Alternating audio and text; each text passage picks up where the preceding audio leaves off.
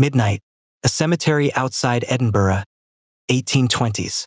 You're on your knees in wet clay, and the shovel in your hands is wrapped in sackcloth. Not for comfort.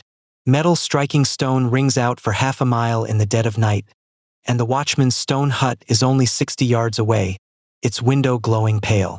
Inside that hut, a loaded shotgun, a warm fire, and a dog that hasn't barked yet. You're not digging for gold. You're digging for a human body that was buried 9 hours ago, and you have maybe 2 hours before the sky starts turning gray. Here's the thing nobody tells you about medical history. Every surgeon who ever saved your ancestor's life learned anatomy by cutting open a corpse first. That's not optional. You cannot fix a machine you've never seen the inside of, and the human body is the most complicated machine anyone in that century had ever tried to repair.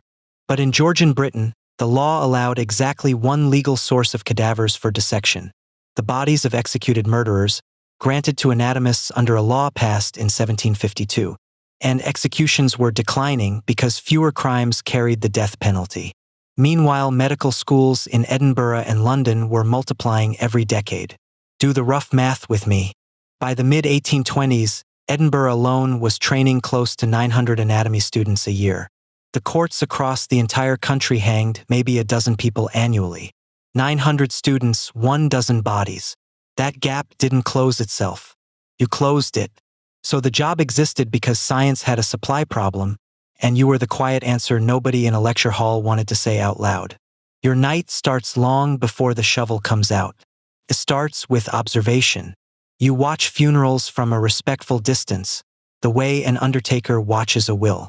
You note which graves are fresh, which families are poor and can't afford a mortsafe, a heavy iron cage bolted directly over the coffin, sometimes rented from the blacksmith by the week, for the sole purpose of keeping men exactly like you out of the ground for the first fortnight, which happens to be the only window where a body is still worth anything to a surgeon.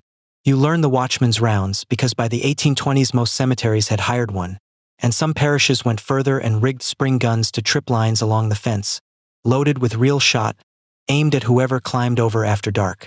This job had killed people before you ever touched a shovel. It could kill you tonight if you were slow or greedy, or unlucky enough to pick the one grave a family was still guarding in shifts, holding a lantern and a loaded pistol. So you work fast and precise. You don't dig up the whole grave that takes hours and leaves a scar the morning watchman spots instantly. You dig a narrow shaft straight down to the head end of the coffin. Once you hit wood, a short iron crowbar forces the lid, and the earth's own weight snaps it clean across. You reach into the dark, loop a rope under the shoulders, and haul the body up through a hole barely wider than itself. The shroud stays behind, pulled off, tossed back into the empty coffin, dirt shoveled over until the grave looks untouched by morning. You leave the clothes because stealing them was a serious felony, punishable by transportation or worse. A dead body, though, belonged to no one. Not the church, not the family, not the state. Taking it was only a misdemeanor. Funny where the law drew that particular line. By 3 in the morning, you're knocking quietly at the back door of a private anatomy school on Surgeon Square. And this is where the job stops looking like a crime and starts looking like a supply chain with a very discreet front office. A lecturer or his assistant meets you in the shadows, checks the goods, and pays you 8 to 14 guineas per corpse, depending on freshness, the season, and how many other gangs were working the same graveyards that month. There was real competition, regular routes, gangs who treated certain cemeteries the way a delivery driver treats a postcode. Winter bodies keep longer and fetch more. In summer, you move fast or the goods spoil before you're paid at all. You weren't a lone criminal skulking in the shadows. You were a tradesman inside an industry the medical establishment quietly depended on and publicly refused to acknowledge. Sit with that arrangement for a second, because it's the actual point of tonight's video. The most respected men in Edinburgh, celebrated professors, brilliant surgeons, men whose portraits still hang in grand university halls today, paid you in gold coin every single week of the term and never once asked your name twice. They needed exactly what you carried through that door.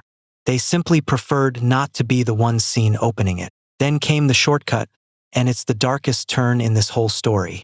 If freshness is worth more money than anything else, someone was bound to ask the question nobody wanted asked out loud. Why wait for a natural death at all? In 1828, 2 Irish immigrants living in the slums of Edinburgh, William Burke and William Hare, realized they could bypass graveyards entirely. They started manufacturing corpses on demand.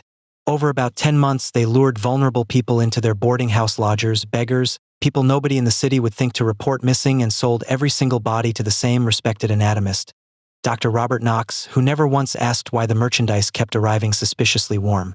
When the killings were finally discovered, Hare testified against Burke to save his own neck. Burke hanged in front of a crowd historians put at 25,000 people, and his own body was publicly dissected afterward, in the exact kind of lecture theater he'd been supplying for 2 years.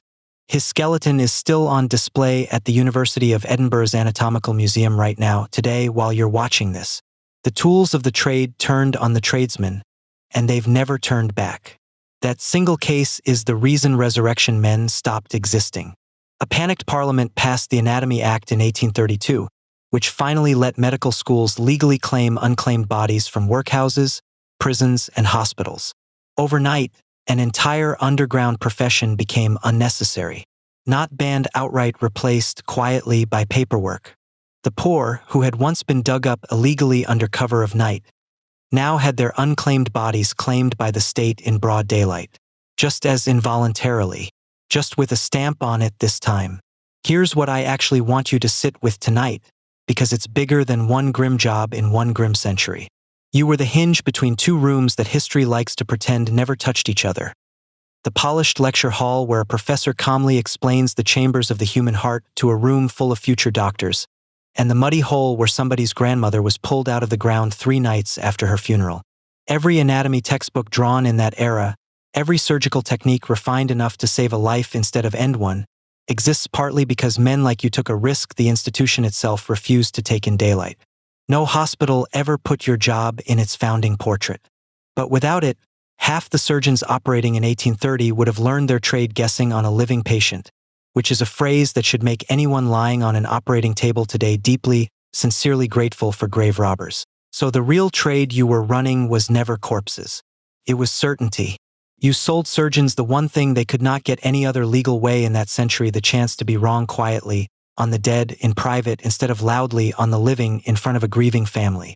Now here's your homework, and I actually want an answer, not a like. If you'd been born poor in 1820s Edinburgh, with a family to feed, no land, no trade, and a shovel already leaning against your back door, would you have picked it up? Not the answer that makes you look decent in the comments. The real one, the one you'd only admit at 2 a.m. Drop it below. I read every single one, and I'm pinning whichever answer is the most honest, not the most popular. And if this is the first time anyone has told you how modern medicine actually got its hands dirty to get this good, hit subscribe right now, because we are nowhere near done with the jobs history would rather you forget existed. Next time, we're going somewhere the professors like even less.